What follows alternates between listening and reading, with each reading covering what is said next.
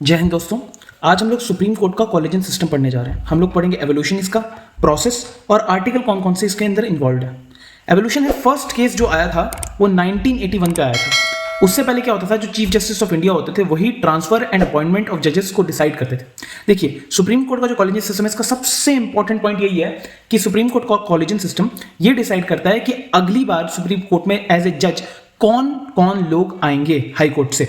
ठीक है, इससे ज्यादा इससे कम सबसे इंपॉर्टेंट पॉइंट यही है। ठीक है, अब सेकंड जो जज केस आया था वो 1993 में आया था।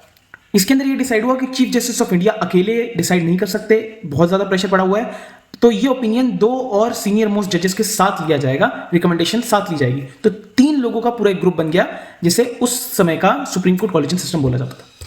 उसके बाद थर्ड केस आया 1998 में, जब सुप्रीम कोर्ट ने ये डिसाइड किया कि नहीं, अब 3 लोगों से भी काम नहीं हो रहा, 5 लोग चाहिए प्रेसिडेंट की रिकमेंडेशन को ट्रांसफर करने के लिए कि हाँ भी हम प्रेसिडेंट को रिकमेंडेशन ट्रांसफर करेंगे कि सुप्रीम कोर्ट को अगले जो जजेस हैं वो कौन कौन मिलेंगे।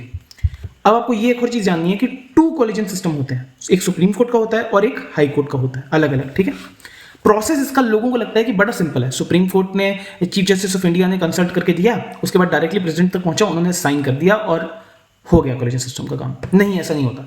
Chief justice of India consult करते हैं रेस्ट ऑफ कॉलेजियन मेंबर्स के साथ, उसके बाद ये रिटन रिकमेंडेड फाइल जाती है लॉ मिनिस्टर को। हमारे लॉ मिनिस्टर से ट्रांसफर करते हैं प्राइम मिनिस्टर को, और प्राइम मिनिस्टर फिर इसे सेंड करते हैं हमारे प्रेसिडेंट को, और फिर वहां पर ये साइन होता है और ये पूरा प्रोसेस कंप्लीट होता है। उसके बाद एंड में जो आर्टिकल्स हैं वो इन्वॉल्व हैं, आर्टिकल 124(2) एंड 217, 124(2). ये आर्टिकल्स मैं तब डिस्कस करूंगा जब हम आर्टिकल्स वाले सेशन के अंदर जाएंगे। सारे के सारे आर्टिकल्स एक साथ डिस्कस होंगे। तब तक के लिए जो सुप्रीम कोर्ट कॉलेजियन सिस्टम है आपको इतना ही पढ़ना है। ये आपके करंट अफेयर्स के लिए इनफ है, एग्जाम पॉइंट ऑफ व्यू से भी इनफ है। थैंक यू एंड जय।